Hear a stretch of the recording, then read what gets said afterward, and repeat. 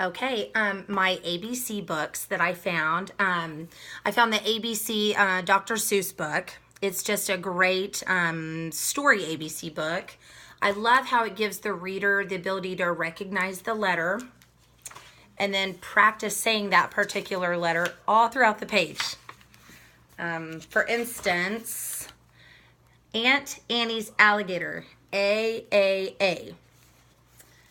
And you turn the page for B. Big B, little b, what begins with B?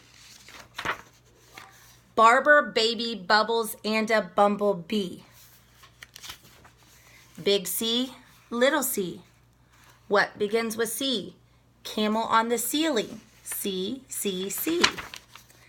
Big D, little d, David Donald Do dreamed a dozen donuts, and a duck dog too.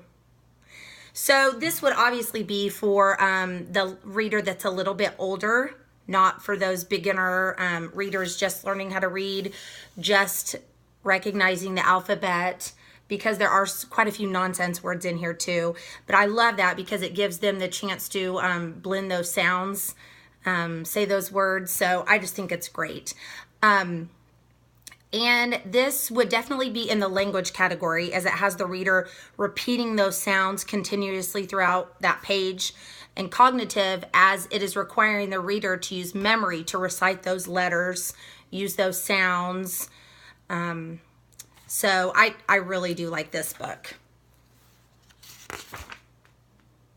Yeah, so, and then if I were to do a lesson plan on this book, I would probably give the students a sheet of paper with the letters A to Z on them, and then have the children go around the library or classroom or whatever room that they're in and try to find objects that begin with that particular letter.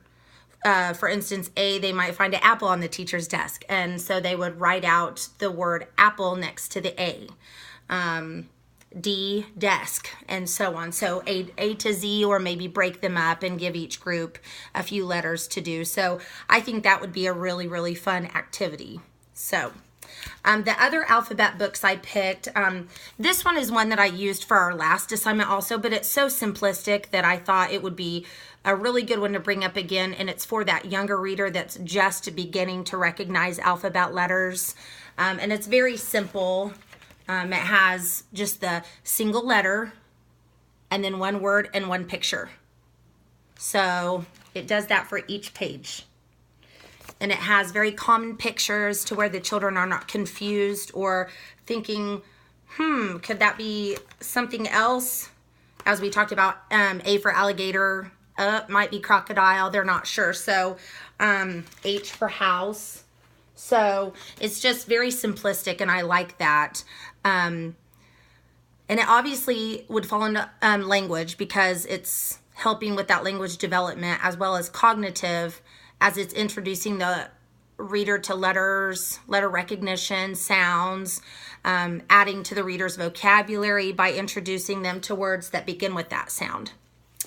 And the last one that I have, I thought was really cool, and it's a Trace and Learn A to Z alphabet letters. It is illustrated by Veronique Petit and designed by Jane Horn. So, and this one, this one is by Mary Novick and Sybil Harlan. So with this one, it gives the reader the opportunity to actually trace the letter. So it has nice little indentions that allows them to finger trace it. And I thought that was really neat. And it does that for each page. And it has A is for acrobat. And again, the child might look at that picture and say acrobat, new word maybe.